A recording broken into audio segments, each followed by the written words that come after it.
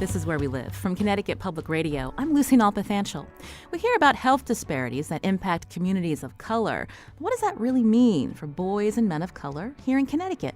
Today we explore that question with Dr. Wisdom Powell, who leads the Health Disparities Institute at the University of Connecticut. Now later we'll hear from a local nonprofit that works with youth on programs that encourage healthy lifestyles. But I want to welcome into our studios now, again, Dr. Wisdom Powell, director of the UConn Health Disparities Institute, also associate professor of psychiatry. Dr. Powell, welcome to our show. Thank you. And you can join our conversation too. The number 860-275-7266. Some of our listeners may not have heard of the UConn Health Disparities Institute. Let's start there, Dr. Powell. Tell us about this place that you direct. Yeah, so the Health Disparities Institute is located at UConn Health, and it is an institute that was erected during the administration of Governor Malloy.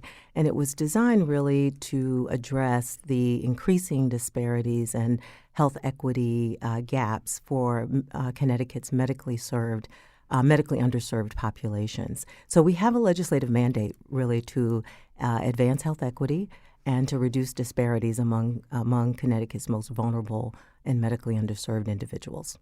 We're going to be talking about this first ever report card on health equity among boys and men of color. I was surprised to actually see that this is the first time that there's been a report looking at boys and men of color. Why is that, Dr. Powell? Well, I think let's just sort of think about this from a national perspective.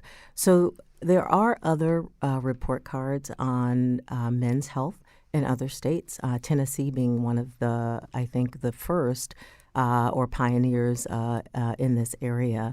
And the report card really came about because we started to look across the country and recognize that there are boys and men in our nation who have considerable untapped potential to contribute to our national economy and our local and state economies, but many of them were dying prematurely from preventable conditions and also being sort of in the throes of a lot of other social inequities that contribute to poor health outcomes.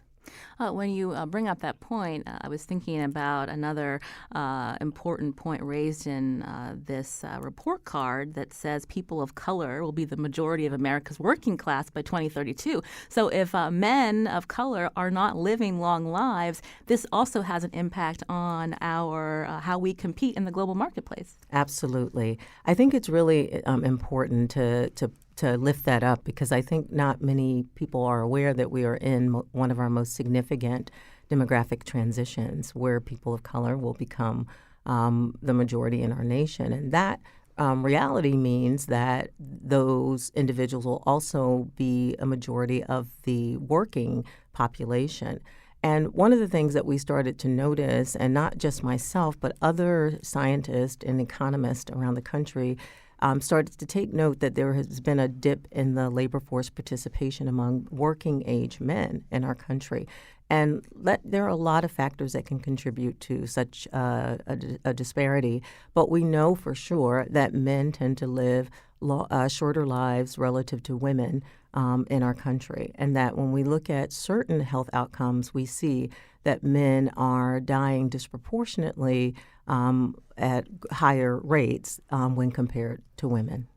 In studio with me is Dr. Wisdom Powell, director of the UConn Health Disparities Institute, also associate professor of psychiatry. As we dive into this inaugural 2018 Connecticut report card on health equity among boys and men of color, you can join our conversation, 860-275-7266, or find us on Facebook and Twitter at Where We Live. So let's talk more about when you thought about sitting down and looking at this report, or trying to put this report together as a researcher. What were some of the challenges, because this has never been done before, looking at this particular population, but we're also talking about Black and African American men, Asian men, also Hispanic men. Where do you get this information?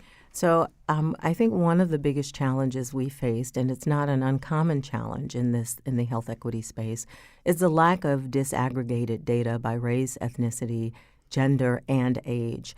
And those data are not collected, systematically across indicators. And so we found a lot of unevenness in the amount of data that were available for specific subpopulations.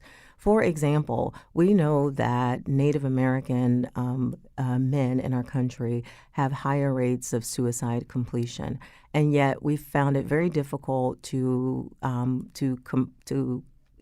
find that data in a space that we could report it by age, by race, ethnicity, and by gender, So it made it really complicated. And I think the challenges with aggregating a report also are that data are not available equally across years, right? So the most recent data where we found consistency was from 2015, and we're now in 2019, right? So there's a lag in the availability of data, which makes it very difficult to tell a complete story about a population because we know, at least some of us believe, that what gets measured gets done. And so you need those data in order to be able to accurately pinpoint interventions and amount strategies to eliminate the disparities that we see. I would assume that would be one of your recommendations for the state moving forward, is that you need to be able to track different demographics in a way that you can then look back and to see what are some of the biggest impacts affecting them. That's right. That is one of the recommendations. And we also, are recommending that we try as best as we can to share data across systems, right? Because men who are affected by unemployment or underemployment are likely also men who are disconnected from health systems and who are also likely not to be represented in higher education. So if we're not sharing those data across systems, then we can't mount multi-level strategies that will address those outcomes in ways that will produce a sustainable change. I wanted to learn more when we talk about health disparities. Often we'll hear, men are more likely to die from cardiovascular disease, or maybe diabetes is more a factor in the population affecting African American men and women. But what about social factors? How do they contribute to these health disparities that we see, Dr. Powell? Yeah, so this is an age-old tension in our field. So how much of this is explained by individuals' underlying genetic or biological factors, and how much can we attribute to social drivers of well-being or social determinants of health? And I certainly can't answer that in its entirety, but I can say that we know that men are biologically vulnerable at birth, right? So male fetuses are more likely to die in utero, and men have fewer immune-fighting T cells than women. I mean, there are some biological differences that are critical to point out, but if biological drivers were the sole forces underlying these disparities, then we would see similar rates of health outcomes and health problems in men from all different, groups. And we don't see that. What we in fact see is that there are some men and boys in our country that are more vulnerable to these disparities, and we attribute those to factors in the spaces where they live, work, play, pray, get educated, and get health care. And so we know that those factors do matter. You mentioned getting health care when we were talking about the lack of firm data for different demographics. Does that suggest that some of the groups that we're talking about, when we talk about people of color, they're not accessing preventative care at the same rate as their white counterparts? Right. And we do have some data to suggest that there are disparate utilization rates in populations by race ethnicity. So that's a fact that's been borne out in data. But we also know that men, in particular, tend to underutilize services relative to women, despite insurance, above and beyond having access to care. So there have to be, in some ways, other factors that are pushing men back from health systems and causing a more delayed attention to their health needs. When we think about the services being there but not accessing them at the rate of women, your report looked at behavioral health. And Yeah. when we look at men and boys of color, can you tell us some of the findings there, Dr. Powell? Yeah, I mean, I think it's striking that in our nation we see that men and boys generally fare worse with respect to behavioral health outcomes such as substance dependence and substance abuse related mortality. And we also see in the area of behavioral health, which includes mental health and substance abuse and addiction, that we see that boys and men have higher rates of suicide completion relative to women and girls. That doesn't mean that women and girls don't attempt more, because they actually do. But men and boys tend to use more lethal means of suicide completion. So they use guns, which are sadly highly effective means for completing suicide. So we know that there's a disparity there that warrants further attention. And there are lots of folks around the country who are trying to understand this mental health paradox. But we do know that some of that paradox might be explained by the fact that men don't necessarily talk about their emotional lives in the ways that women and girls do. This is Where We Live. With me in studio is Dr. Wisdom Powell. Again, she's director of the Yukon Health Disparities Institute. As we talk a little bit about this report card on the health equity of among boys and men of color, you can join our conversation, 860-275-7266. This report is broken down in a way so that you can see not only, again, some of the diseases and health issues that impact men and boys of color, but again, the factors that may be contributing to these health disparities. Can you walk us through, when we think about, we mentioned access to health care, but what about education and housing, or just overall rate of poverty, and how that can lead to these disparities, Dr. Powell? Well, we know that economically secure and better educated boys and men have the greatest opportunity for better health and well-being. And really, that's what health equity is, really. Individuals having the fairest opportunity to live their healthiest lives and potential. And we know that there are great disparities in educational attainment, not just access to education, but also retention. When we look at college, completion rates, we see, for example, African-American men starting college, but not necessarily finishing. And those rates are not explained by academic insufficiency, right? It's explained by other potential stressors in their lives that are causing or contributing to their retention rates. We also see, for example, when we look at the report card with respect to boys and girls' reading and math proficiency, there's a disparity there where we see boys and girls of color sort of faring worse with respect to meeting the aptitude proficiencies for math and reading in our state. We also see a significant amount of under and unemployment in men of color for the state of Connecticut. And, health is wealth, and wealth is health. And the only way that you're really going to break out of cycles of poverty in many ways is to move upward in social, in the social structure. Like, you have to have access to education, employment, and good health care to live your healthiest lives. Earlier, we touched on the data not being there, specifically when we look at Native Americans, but also the growing Asian American population in the state of Connecticut.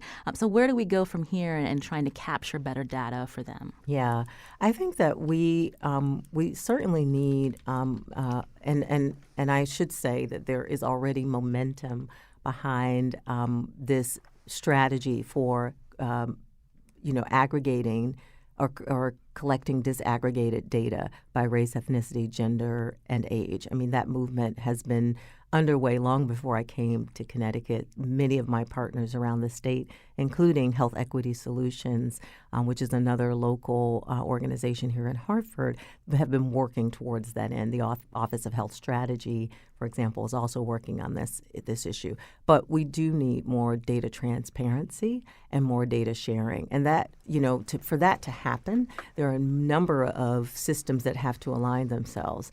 First of all, we need, just from a basic IT point of view, we need capacity for systems to talk to each other, right? So that the data that you collect in a school system may be shared where appropriate with a health system, right? And we also need to be able to track people's social experiences in health settings.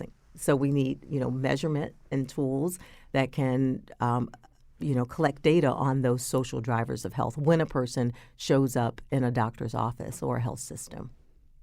This is Where We Live. I'm Lucy Nalpathanchel. My guest today, Dr. Wisdom Powell, director of the Health Disparities Institute at UConn Health. We've been learning about the first ever Connecticut report card on the health equity among boys and men of color that her institute put out in collaboration with the State Department of Public Health. After the break, we're going to continue our discussion and learn how community partners are working to reach boys of color early to improve their health outcomes. You can join us too, 860-275-7266. Find us on Facebook and Twitter at Where We Live.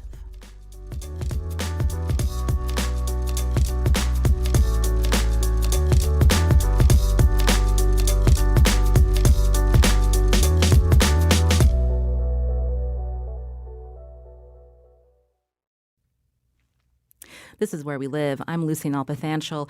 If policymakers and health experts want to get closer to health equity for all people in the U.S., there are a host of social factors that need to be addressed to reach better health outcomes. That's one of the messages from the first Connecticut report card on health equity among boys and men of color. We've been learning more about this report from my in-studio guest, Dr. Wisdom Powell, director of the Health Disparities Institute and associate professor of psychiatry at UConn Health. You can join us too. The number 860-275-7266.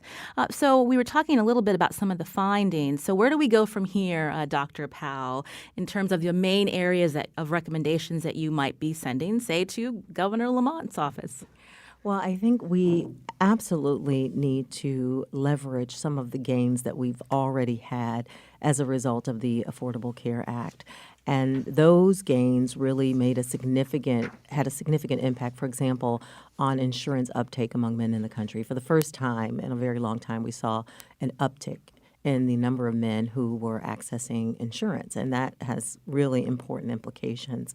We also need to be thinking about introducing possibilities for male well visits earlier in the life course for boys, because we know that they end up coming to health systems at later dates than girls because of reproductive needs that girls have relative to boys, and they're socialized very late in the life course around using preventive services. So we need sort of a culture of health equity introduced earlier, which includes getting them connected to health systems.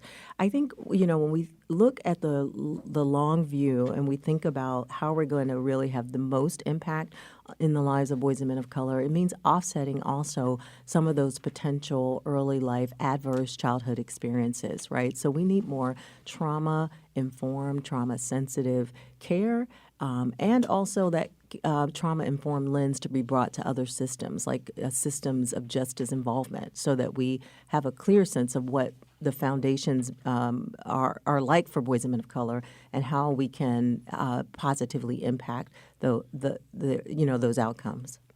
Sarah is calling from Southeast Connecticut. Sarah, what's your question or comment?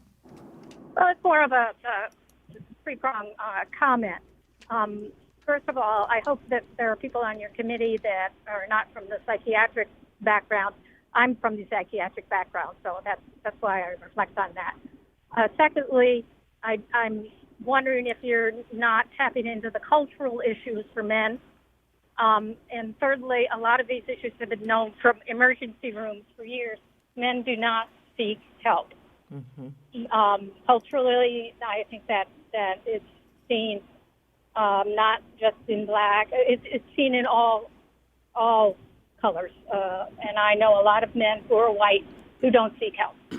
It's available, but they won't seek it. So I'm hoping that you're delving into those areas as well. Thank you, Sarah, for your call. Dr. Powell, do you want to respond? Yeah, well, Sarah, that's a really important insight, and I thank you for lifting it up for our listeners. Yes, it is true that men are less likely to utilize health services and to seek help for mental and emotional health problems.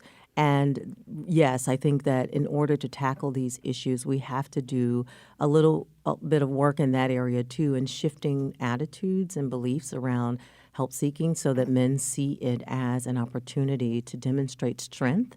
And also to be men about their health, right? To show up for their families in different ways. Because here's why that's important.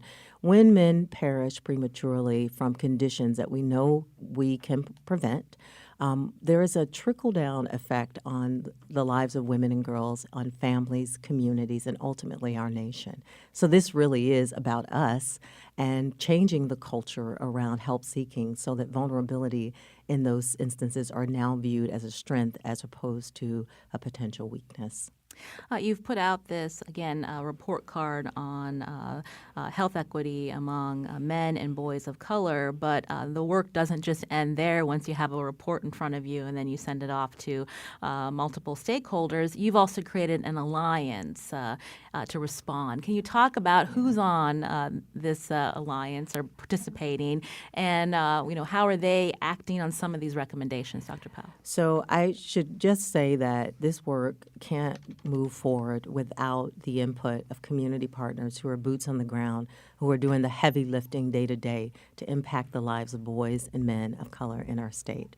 And so when I arrived in Connecticut, I was really intentional about creating a multi-sector alliance of leaders, thought leaders, of program officials, of legislative officials who could come together and align strategies across these different areas of health equity to impact the lives of boys and men of color. So represented on that alliance are members of school systems. We have, folks who are participating in the legislative body. We have health directors, Department of Health directors, because we recognize the power of bringing all of us together to align our work around this cause. One of those partners is joining us in studio. Joseph Bumpers is Community School Director at West Middle Community School for the Boys and Girls Clubs of Hartford. Joseph, welcome to our show. Thank you. Great to be here today. So born and raised in Hartford, Connecticut? Yes, that's correct. Born and raised in Hartford, Connecticut. And you're part of this alliance. When this report card came out, when you looked at the findings, what really struck you, Joseph? I think the findings that I had was understanding the need to really address these issues that are at hand, and also really to be able to find a way and be used as a vehicle through our agency to be able to inform a broader audience who may not be privy to these outcomes. And so I knew once we began to, delve into the report card, myself being a part of the Hartford Community Schools Network as well, reached out to the Director of Partnerships for Student Success, as well as the community school coordinator to see if we can have Dr. Powell and her team come to one of our networking meetings to introduce and also to provide overview of what this report card consisted of and how we can be, again, a vehicle to be able to disseminate the information to a broader group, because we all represent different schools, but the kids make up the kids within those schools make up the population within the city of Hartford. When you think about your personal experience, Joseph, again, growing up as a boy and now a man, this report looking at why men and boys of color have particular health disparities, some of the social factors at play. When you think about your upbringing, does that ring true for you? I would have to agree. I mean, I think the one thing that we as young black males, or even as we progress in age, there is this thing of not really going to the doctor as much. I'm not certain if it has to do with the male element of I'll be okay, I can take care of things, I'm supposed to take care of things, but really understanding that as men of color, it is very important for us to attend, regular visits to identify, to be able to make sure that there isn't any particular health issues that are arising within our bodies, because oftentimes, as we know, you can go for years without really detecting anything.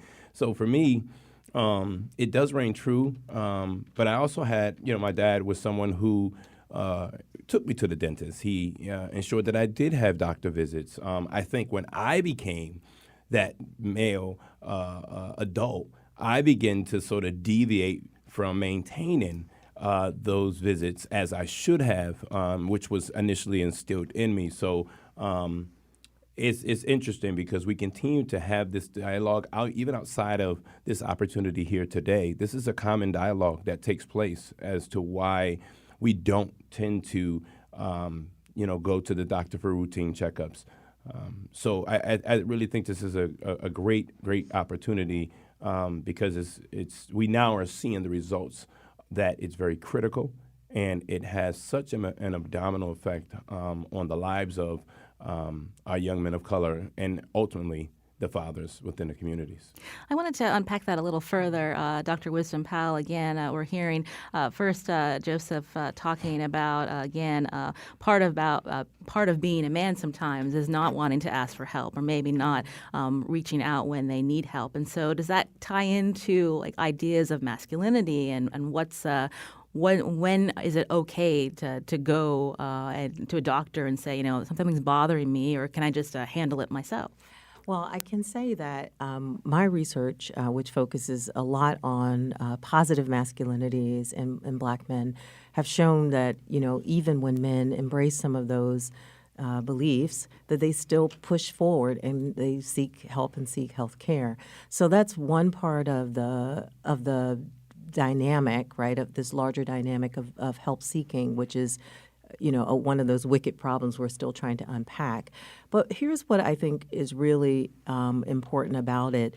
I think that, when we are trying to create a health system for men and boys that they will actually utilize and access, that we have to think about some of the potential barriers that get in the way of men seeking help. And that includes, thinking about attitudes and beliefs, but it also includes things like making sure we have clinic appointment times that are available outside of normal working hours, because men have a real vested interest in being providers for their families and breadwinners, which is critical.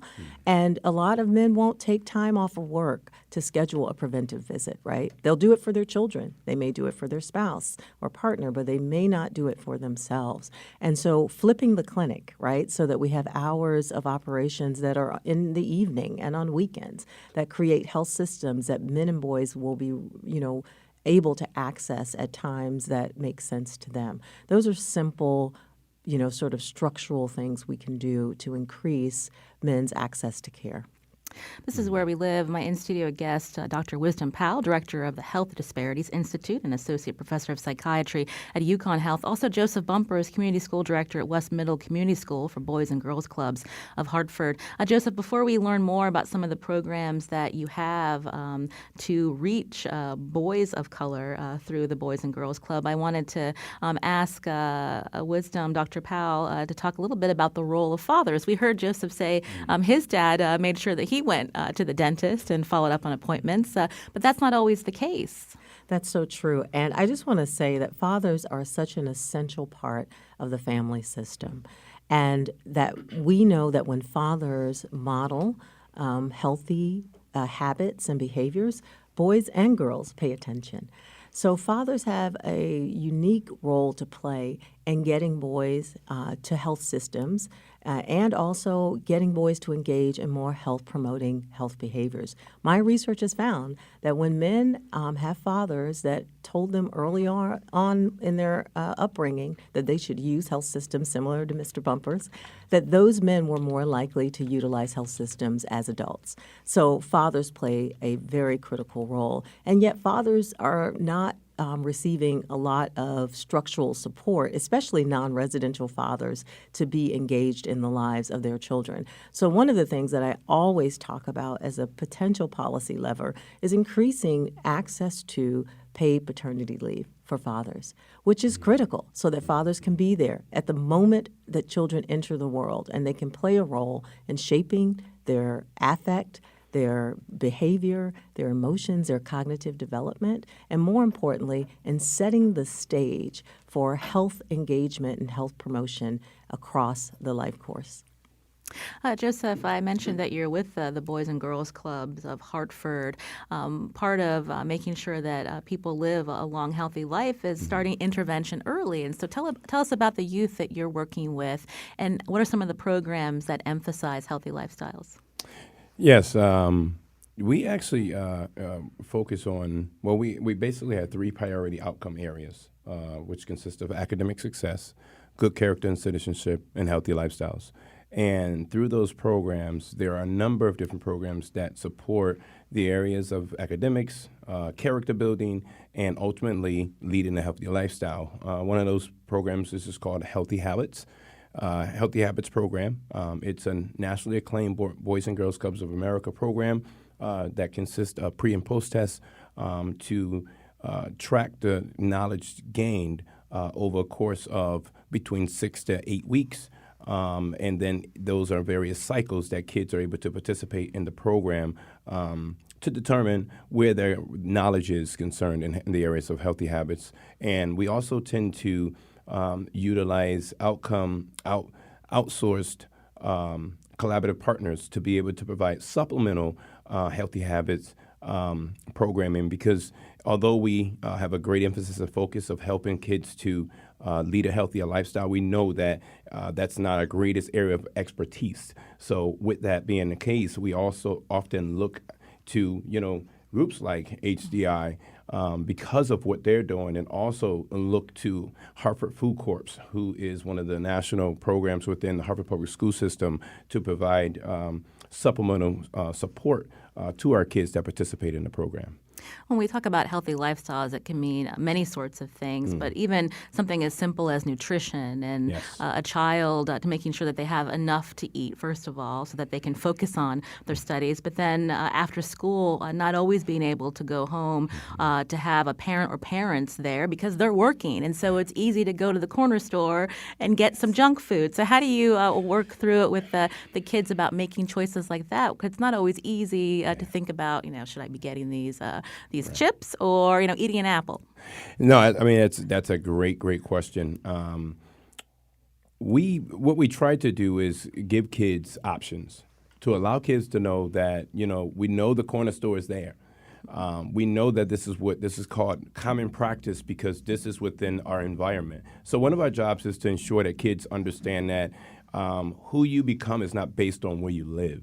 So we try to get kids outside of the community, bringing them to the local grocery stores, bringing them to the farmers market, working with the farmers market to bring into the community to be able to provide our young people and families with different options of healthy foods consisting of vegetables and fruits and various meats that are healthier for our families and students, as well as club members. And we stress students because of West Middle, but we also have a focal point for club members in our general clubhouses. But we also think what's important is that we help to educate the families, the parents, the fathers, the guardians, because one of the things that we know is that if parents and or guardians are leading examples for their children are more apt to follow those areas that their parents have walked in. We just have a few more minutes. I wanted to go back to Dr. Wisdom Powell, again, director of the Health Disparities Institute at UConn Health. Your report looks at many different factors, again, that can impact health outcomes for men and boys of color. But when we think about incarceration and how that plays a part, coming up, we're going to be talking with the child advocate about how incarcerated juveniles are treated in Connecticut. What can you tell us about what your research has found? So in the report card, we thought it was really important to lift up data around safety and incarceration for males in the state. And we know that we have in our nation a disproportionate amount of men matriculating through prisons and juvenile justice institutions. And what that means is that nearly a significant amount of our population who could be working, contributing to our economy, innovating, are now being housed in these institutions. And so we have to be thinking thoughtfully about what we're going to do for populations of men and boys and women and girls who are returning citizens. One of the things that was striking to me in this report card was the disproportionate number of African American boys in Connecticut reporting being threatened or injured with a weapon on school property relative to other boys in their age group in the state. And I think that's important for us to lift up because we often don't think of men and boys as being threatened, right? We always think we have a tendency, I think, to think of them as perpetrators of violence rather than as being victimized. But our report card shows some striking data in that area that I think warrants further attention. We also see a disproportionate amount of these young men who are incarcerated moving from juvenile justice institutions into adult prison populations, and that pipeline, if you will, warrants further attention. Joseph Bumpers, before we head to break, did you want to add anything to, again, the rate of incarceration of boys and men of color and how that impacts their health long term? I think it definitely does. I think, to Dr. Paul's point, I think of, looking at what alternative programs or what programs are in place as you have these returning citizens that are coming back into mainstream society. And I think that Boys and Girls Club, what we try to do is to provide a safe, positive environment. We give kids a sense of belonging, a sense of competence, a sense of usefulness and influence. And by doing that, I think we also give kids that sense of belonging. Allows you to know you don't have to feel you belong to somewhat of a negative sector or group.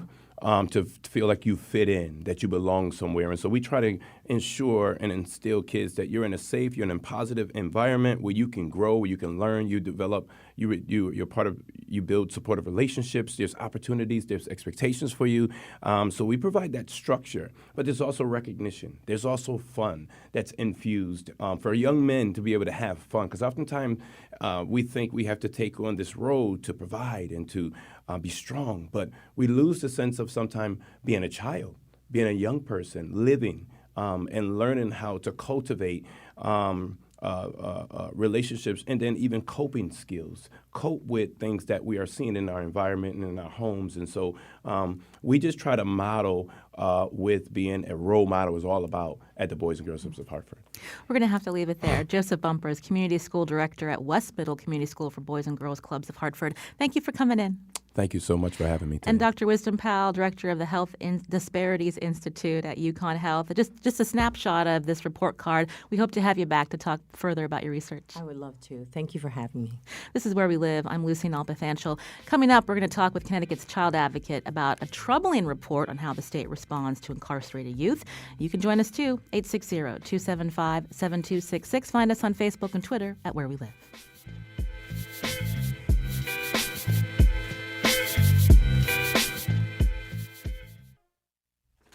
This is Where We Live from Connecticut Public Radio. I'm Lucy Nalpathanchel. In the UConn Health Report that we just talked about, it found that boys and men of color in Connecticut make up a greater number of incarcerated individuals than white males. Even more troubling are the number of Black and African American boys who are admitted to juvenile detention centers in Connecticut. In 2016, they were 10 times more likely to be involved in the juvenile justice system than their white peers. Just last week, the Office of Child Advocate released its report on how Connecticut is serving youth who are placed in custody. Child advocate Sarah Egan joins me now with more. Welcome back to the show, Sarah. Hi, Lucy. Thanks for having me. We never have you on to talk about good news. This report was actually pretty troubling. Tell us, first of all, why you looked at the juvenile facilities that respond to children that have gotten in trouble with the law, and which facilities are we talking about? So the legislature directed the Office of the Child Advocate a couple of years ago to do a comprehensive report, what's called Conditions of Confinement for Incarcerated Youth, across the state, no matter what agency is housing them. And in Connecticut at that time, 3 agencies housed incarcerated youth: the judicial branch and the detention facilities for kids who had been charged but not yet, quote, sort of convicted or adjudicated of a crime; DCF, which controlled the Connecticut Juvenile Training School for boys, now closed as of April 2018; and then the Department of Correction, which is confining 15, 16, and 17-year-old boys and girls who were transferred to the adult correctional system because of the nature of their allegedly criminal acts. So walk us through some of what you found in this year-long investigation. You profile several different youth. One, not his real name, Nathan, I believe. This was somebody that was involved in the juvenile justice system beginning at age 8, which I found really surprising. How did it happen? Right. So Nathan, in many ways, we began the report with his story because while he is not emblematic of all children that touch the juvenile justice system, there are thousands of kids in Connecticut who may touch the system in some way that we do a great job with, diverting them from detention, meeting their needs in the community. Nathan's story is representative of many kids, mostly boys of color, and at the deep end of our system, mostly African-American boys who wind up in the deep end of our system. And his story looks a lot like their stories. Nathan's family first was involved with DCF when he was an infant. By this point in time, Nathan's 17. His family's been the subject of more than 16 child protection reports to DCF. Both of his parents are on the DCF Central Registry. Nathan struggles with multiple mental health diagnoses. Nathan has been diagnosed with borderline intellectual functioning and problems with involuntary urination. As you said, he was first in the system at 8 years old for truancy, though as we know, 8-year-olds are not usually truant because there's somebody responsible for helping them get to school. And Nathan has never gotten the help that he needed, at least not enough of it and not for long enough. And that's why Nathan, in part, finds himself at the very deep end of our system as one of the youth that gets transferred to the adult criminal justice system for very serious behavior that, yes, Nathan is responsible for. I think the point we're making in our report is that these boys and girls, there were 6 girls who went into the adult criminal justice system during the year of our review. There were over 100 boys who did. That these boys and girls go into the system with tremendous need, tremendous deficiencies in their history, tremendous trauma, but they are going to come out back into the community, typically still as adolescents. And I think the unifying goal we have is one of public safety and rehabilitation. We are either going to meet the needs of the Nathans in our system or we're not. And if we don't, we're not only failing them, we're failing our communities as well. So 2 overarching findings from our report are, one, that number one finding is that boys and girls of color are dramatically more likely to be incarcerated in our system, particularly the deep end of our system, than anyone else. And 2, that Connecticut as a whole has not been effectively meeting the needs of our highest risk juvenile offenders. And why is that? Because you would think that if somebody, especially a child, had a traumatic background, maybe have learning disabilities, behavioral health issues, that they would, if they're going to be in the deep end, as you say, that they would be getting the most services. But that's not the case. Why is that? So we're talking about DOC, DCF, and the judicial branch. So the judicial branch has historically, the detention facilities have historically been short-term, what are called pre-adjudicatory facilities. They're not treatment programs. Now, change is afoot and underway in the judicial branch as it's taking over DCF's responsibilities for higher risk committed youth, i.e. youth who have been found to have committed juvenile offenses and are committed to state custody. But at the time of our report, the average length of stay in detention is about a week. Right? So that's enough to do safety planning, to keep kids safe, which the branch is very good at. But it's not time to do treatment planning. And for kids who have the most significant needs, they're not getting treatment in the detention centers at that time. As for the kids who wind up in the deeper end of the system, particularly within the Department of Correction, it's certainly no fault of staff doing the hard work in in our correctional facilities that they are not equipped to meet the intensive treatment needs of the kids that they're serving. Everyone wants to serve the kids well, but as a matter of state policy, for many years now, Connecticut has made the choice to treat 15, it used to be 14, 15, 16, and 17-year-old boys and girls as adults. And there are many scenarios where that doesn't work. It really doesn't work here. So let's get into that a little bit more. So the Department of Correction operates Manson Youth Institution. So children 15, 16, 17 that face harsher crimes that they've been charged with are incarcerated there. But are you saying that Department of Correction doesn't have the right tools to help these youth? That's exactly right, Lucy. So they're staffed as an adult correctional system. They provide mental health services consistent with an adult system, and all other services. And what we found is that most of the youth who are incarcerated are not receiving, well, there's no child who's receiving daily intensive services. We found that most children we looked at are missing tremendous amounts of school services, special education services, that there was very, very few youth receiving comprehensive mental health treatment. We looked at 53 boys who were incarcerated at a point in time at Manson during our year of review and found that only 4 of the 53 had been identified as needing at least weekly mental health treatment. And yet we know from overwhelming research on the topic that almost all of these boys have intensive mental health and behavioral health and educational needs. So we should be giving them the most, not the least. And again, it's the way we staff and resource the adult system. Connecticut really has to ask itself, is it even possible to meet the needs of highly complex boys and girls in an adult correctional model? I think the answer is no. We know there's lots of criticism, including from your office of the Connecticut Juvenile Training School, even meeting the needs of youth that were there. It closed April 2018. From my understanding, there really aren't a lot of alternatives for these children who need a place to stay within the system. So where do we go from here, Sarah? Well, I think you're right, and the research nationwide tells us it's very challenging to meet the needs of children in confinement. Now, that being said, there are some kids who will need secure care while we work on their treatment needs before they can return to the community. And Connecticut has to get better at that. And I think the stakeholders recognize that. We talk about kids who, quote unquote, need secure confinement. We have to talk about what it is we want them to receive in secure confinement. Again, the unifying message here is kids come in as kids, most of them leave as kids. What would we want our kids to receive if God forbid, they were in that kind of trouble and had those kinds of needs? We'd want them to have treatment planning every single day. We'd want to make sure they're safe every single day. We'd want to make sure they got educated every single day. So and that I, as the parent, was engaged in the process so that they could come out into the community and be safer and make healthier choices. That's the work we have to do.